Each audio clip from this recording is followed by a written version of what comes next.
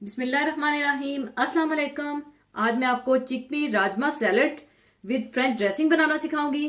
तो इसको बनाने के लिए हमें चाहिए होगा 1 कप सफेद काबली चने उबले हुए, रेड किडनी बीन्स उबले हुए 1 कप। मैं यहाँ पर रेड किडनी बीन्स कैन के इस्तेमाल कर रही हूँ। और स्वीट कॉर्न ये भी 1 कप चाहिए होंगे, ये ऑलरेडी कैन में ही मिलते हैं। और एक बड़े साइज का प्याज, इसे आप आमलेट स्टाइल में छोटा छोटा काट लीजिएगा। टमाटर भी एक बड़े साइज का, इसे भी आप बारीक स्क्वायर शेप में बीज निकाल कर काट लीजिएगा। शिमला मिर्च 1 अदद और इसे भी आप बारीक काट कर रख लीजिएगा। और हरी मिर्च 1 अदद बारीक चॉप कर लीजिएगा। और फ्रेंच ड्रेसिंग बनाने के लिए olive oil 4 table spoon, fresh lemon juice 2 table spoon, सिरका 2 टेबल स्पून, फ्रेश कुटी हुई काली मिर्च 1 टीस्पून। और काली मिर्च का पाउडर ना इस्तेमाल कीजिएगा क्योंकि काली मिर्च का पाउडर आपकी ड्रेसिंग को काला कर देगा। और फाइन चॉप किया हुआ लहसुन 1 टीस्पून और बारीक चीनी 1 टीस्पून, नमक हस्बे जायका और मस्टर्ड पेस्ट 1 टीस्पून भरकर चाहिए होगा। और अगर आप इसी को इटालियन ड्रेसिंग में कन्वर्ट करना चाहते हैं तो आप इसमें कुटी हुई लाल मिर्च डाल लीजिएगा, तो फिर ये आपकी इटालियन ड्रेसिंग बन जाएगी।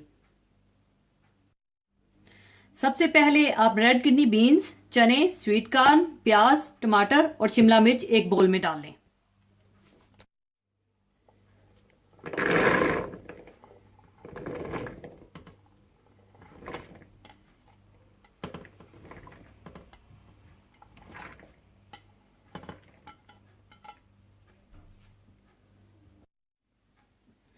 और साथ ही आप इसमें हरी मिर्चें भी डाल दें और इसे अच्छी तरह से मिला लें।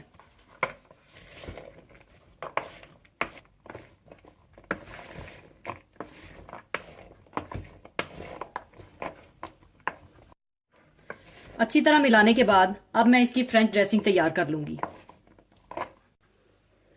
तो फ्रेंच ड्रेसिंग के लिए आप ऑलिव ऑयल डाल लें।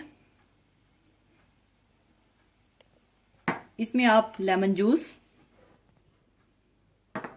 सिरका, कुटी हुई काली मिर्चें, नमक, चीनी, चॉप किया हुआ लहसुन और मस्टर्ड पेस्ट डाल लें और अच्छी तरह से मिला लें।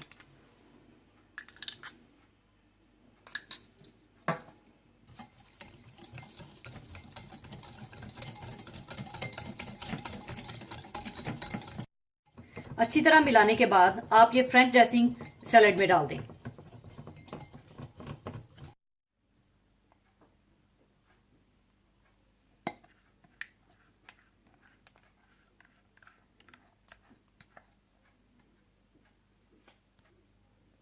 अब आप फ्रेंच ड्रेसिंग को अच्छी तरह सैलेड में मिक्स कर लें।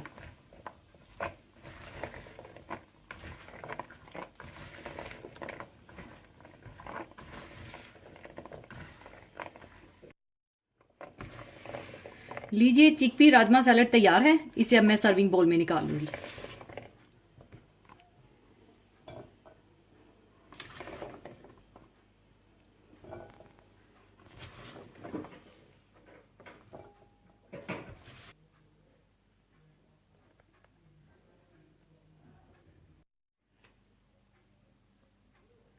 लीजिए, चिकपी राजमा सैलेड तैयार है।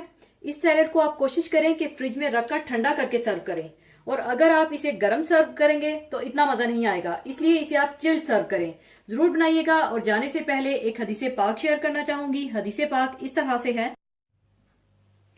हजरत उमर बिन औफ रजी अल्लाह ताला अन्हो से रवायत है कि रसूलुल्लाह सल्लल्लाहु अलैहि वसल्लम ने फरमाया, दीने इस्लाम जब शुरू हुआ तो वो अजनबी यानी लोगों के लिए अजनबी था। बस मुबारक हो गुरबा अजनबियों के लिए। और ये वो लोग हैं कि मेरे बाद जब लोग मेरी सुन्नत में बिगाड़ पैदा कर देंगे तो ये इसकी इस्लाह की कोशिश करेंगे।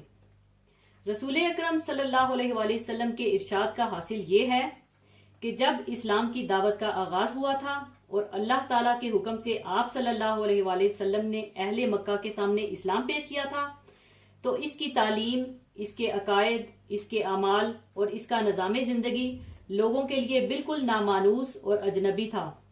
और वो इस वक्त ऐसे गरीबुल वतन परदेसी की तरह था जिसका कोई जानने पहचानने वाला और कोई इसकी बात पूछने वाला ना हो।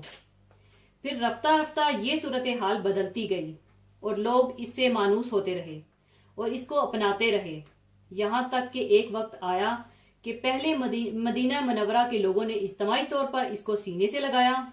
उसके बाद जल्द ही पूरे जजीरा अरब ने इसको अपना लिया। फिर दुनिया के दूसरे मुल्कों ने भी इसको खुशामदीद कहा और इसको आम मकबूलियत हासिल हुई। लेकिन जिस तरह पिछली उम्मतों में बिगाड़ आया, ये उम्मत भी राह रास्त से हट गई। अकायद, इबादात, मुआमलात, माशरत, इखलाक, हर शोबे में नबी की तालीमात छोड़कर अपने मनमाने तरीकों को इख्तियार किया और गैरों की इत्तबा में लग गई। यहाँ ये बात खास तौर पर काबिल जिक्र है कि हमारे यहाँ सुन्नत का लफ्ज एक मखसूस और महदूद मानी में इस्तेमाल होता है, मगर हदीस में सुन्नत से मुराद आपकी तमाम तालीमात हैं जिनका दायरा अमल पूरी इंसानी जिंदगी को घेरे हुए है। बिलाशुबा हम भी इसी दौर में सांस ले रहे हैं जबकि उम्मत राह रास्त से हट चुकी है, बिगाड़ अपनी हदों को छू रहा है। उम्मत की गालिब अक्सरियत दीन की बुनियादी तालीमात से बेखबर है, नमाज, रोजा, ज़कात जैसे बुनियादी अरकान को भी छोड़े हुए हैं। खरीदो फरोख्त में हलालो हराम की कोई परवाह नहीं है। झूठे मुकदमात और झूठी गवाही आम है। उलमाए हक की तादाद ना होने के बराबर है। उलमाए सो हर तरफ छाए हुए हैं जो मालो जाह के चक्कर में सादा लोग मुसलमानों को दीन की सही सच्ची तालीमात से दूर रस्मों और रवाजों में फंसाए हुए हैं। ऐसी सूरत हाल के मौके पर अपनी जिम्मेदारी को पहचानना और अल्लाह और इसके रसूल की तालीमात पर न सिर्फ खुद अमल करना बल्कि उम्मत की इस्लाह की फिक्र कोशिश करना, यकीनन अपने आप को इन्हीं गरीबों में शामिल करना है जिनको नबी करीम सल्लल्लाहु अलैहि वसल्लम ने खुशखबरी दी है। अल्लाह ताला हम सब को इस गिरोह में शामिल होने की तौफीक दे, आमीन। अगरचे हर तरफ बुराई का दौर दौरा है, फसाद एक सैलाब की सूरत इख्तियार किए हुए है जो बज़ाहिर किसी तरह थमता नजर नहीं आता। मामलात बद से बदतर सूरत हाल इख्तियार करते जा रहे हैं। भलाई और बेहतरी की तवक्का भी खुशफहमी नजर आती है। अब राह निजात राह फरार ही है। गोशा नशीनी ही में आफियत नजर आती है। नाउमीदी और मायूसी इंसान पर ताई होने लगती है। लेकिन नबी करीम सल्लल्लाहु अलैहि वसल्लम का फरमान हमें दावत अमल दे रहा है, दीन के चाहने वालों को जद्दोजहद और अमल की तरफ बुला रहा है। इसका मकसद हर मुसलमान को इस बात के लिए तैयार करना है कि वो इन अजनबियों में शामिल होने के लिए जद्दोजहद करे। हर शख्स अपनी अपनी जगह और अपनी हैसियत में जो कुछ कर सकता है वो कर गुजरे। हर मुसलमान जवान हो या बूढ़ा, अमीर हो या गरीब, पढ़ा लिखा हो या अनपढ़, दीन की जरूरी वाकफियत हासिल करे और दीन पर चले और अपनी ताकत और हिम्मत के मुताबिक दूसरों में भी इसके लिए मेहनत और कोशिश करे। ये जरूरी नहीं ये काम किसी तंजीम या जमात में शामिल होकर ही किया जाए, बल्कि अपनी जाती हैसियत में भी जो कुछ किया जा सकता है इंसान कर गुजरे। इसी के साथ मैं आपसे इजाजत चाहूंगी। अपना बहुत ख्याल रखिएगा, दुआओं में याद रखिएगा। अल्लाह हाफिज।